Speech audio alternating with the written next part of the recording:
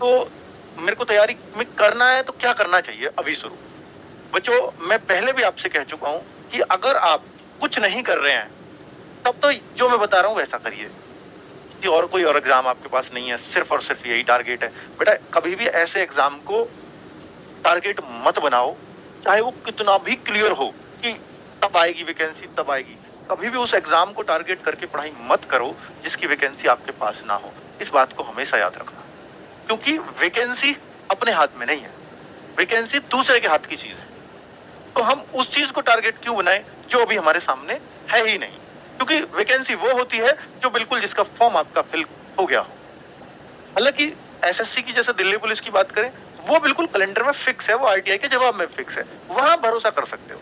लेकिन अभी आरपीएफ के लिए ना तो किसी आरटीआई के जवाब में कोई डेट आई है, ना अभी रेलवे की तरफ से कोई ऐसा ऑफिशियल बयान आया कि भैया इस तारीख से आएंगे। बस अगर रेलवे के जवाब का वेट करो, उनकी बात सुनो, तो सिर्फ ये कहते हैं कि जल्द आरपीएफ के आपको फॉर्म देखने को मिलेंगे। इस आधार पर सिर्फ ये अंदाजा लगाया जा सकता है कि ऑफिशियली बयान अगर ऐसे आ रहे हैं तो इनका मकसद है कि भैया 2024 में इलेक्शन है और जनवरी या दिसंबर 2023 से आचार संहिता लग जाएगी, तो उससे पहले पहले जो है फॉर्म दे देंगे। एग्जाम कब होगा, क्या होगा, वो एक अलग मैटर है। ठीक है बच्चों, तो मैं अगर बोलूं कि क्या दोनों भर्तियों के फॉर्म एक साथ आएंगे, जी हाँ, ये खुश करने के लिए आपको ऐसा हो सकता है। फॉर्म तो अलग अलग ही भरना पड़ेगा, कांस्टेबल और सब इंस्पेक्टर के फॉर्म बिल्कुल आगे पीछे आए, ये चांसेस हैं। यदि आएंगी तो कब तक, ये बड़ा सवाल है। मैं बोल रहा हूँ, इन्होंने कहीं भी ऑफिशियली डेट अनाउंस नहीं की है, ना ये आरटीआई का कोई रिप्लाई अभी कर रहे हैं डेट के साथ।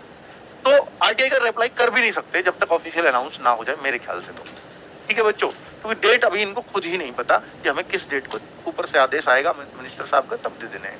ठीक है, बाकी इनको जरूरत है, ये जरूरत पहले से दिखाते रहे हैं। ठीक है बच्चों, यदि आएंगी तो कब तक आएंगी, तो 2023 में ही। ये कब तक आएंगी, इस बात का एग्जैक्ट आइडिया देना थोड़ा सा जल्दबाजी होगी बच्चों।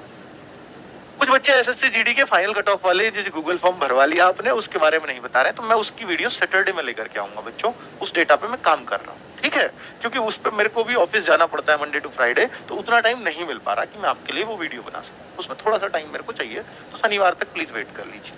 हालांकि मैंने 48 आवर्स बोला था, बट नहीं हो पा रहा है मुझसे। ठीक है, मैं चाहता हूँ कि एक सही सा डेटा आपके सामने लेकर के आऊँ।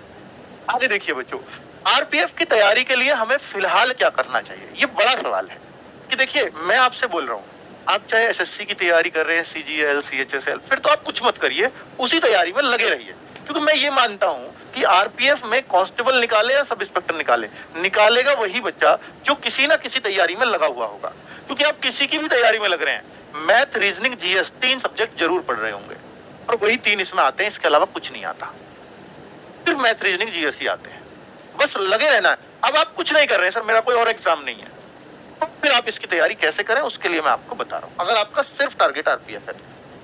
ठीक है, तो आरपीएफ की तैयारी के लिए हमें फिलहाल क्या करना चाहिए, कौन सी बुक पढ़े, और एज की जो बात है बच्चों, इसमें छूट मिलेगी या नहीं, इसके लिए चांसेस है, क्योंकि कोरोना के बाद पहली बार आरपीएफ आ रहा है, तो छूट मिलने के पूरे पूरे चांसेस हैं। क्योंकि एसएससी ने भी अपनी वैकेंसीज में दिया है, जैसे जीडी वगैरह में कोरोना के बाद अगर कोई भी वैकेंसी पहली बार आ रही है, जैसे सीआरपीएफ ने भी दिया है, उन्होंने दिया नहीं था, कोर्ट में जाके बच्चे लेकर आए, तो जज साहब ने सिर्फ यही बोला था कि कोरोना के बाद अगर आपकी वैकेंसी पहली बार आ रही है, तो पहली बार वाली में आपको छूट देनी चाहिए, और उन्होंने फिर दी। ठीक है, नोटिस ही दे दिया था जज साहब ने उनको। तो ये एक जायज कारण है कि भैया 18 से 25 और 20 से 25 सब इंस्पेक्टर की एज होती है, 18 से 25 कांस्टेबल की एज होती है जनरल के लिए, जो बहुत ही कम है। 25 एज बहुत कम है अपर एज, तो इसमें 2 से 3 साल की छूट का प्रावधान बनना चाहिए, जो अब तक बना है सभी भर्तियों में। ठीक है, तो इसके लिए बस मैं ये सुझाव दे सकता हूं कि ऐसा हुआ है, अभी मैं ये नहीं कह पाऊंगा कि देंगे या नहीं देंगे। ठीक है, कास्ट सर्टिफिकेट बनाकर तैयार रखो, ये जरूर कर लेना। अगर आपका ओबीसी, एससी, एसटी ये कास्ट सर्टिफिकेट है आपके पास, या ईडब्ल्यूएस, तो इनको गवर्नमेंट ऑफ इंडिया का बनवा लेना, स्टेट गवर्नमेंट का नहीं। आपके मान लीजिए आप यूपी से हैं और आपके ऊपर लिख रहा है कास्ट सर्टिफिकेट पे उत्तर प्रदेश शासन, उससे दिक्कत नहीं है। वो तो जब यूपी में बनवा रहे हो तो उत्तर प्रदेश शासन ही लिखा रहेगा, आपका अपने तहसील से ही बनता है, वो भी स्टेट का भी सेंट्रल का भी। लेकिन आपका जो अंदर वो लाइनें लिख रही हैं, आपकी जाति लिखी रहती है उसमें, तो under the government of India लिखा होना चाहिए, भारत सरकार के अधीन लिखा होना चाहिए वो जाति। अगर वो लिख रहा है तो फिर आपका वो वैलिड रहेगा इसमें, वरना तो बच्चों इसमें स्टेट का कास्ट सर्टिफिकेट नहीं चलता।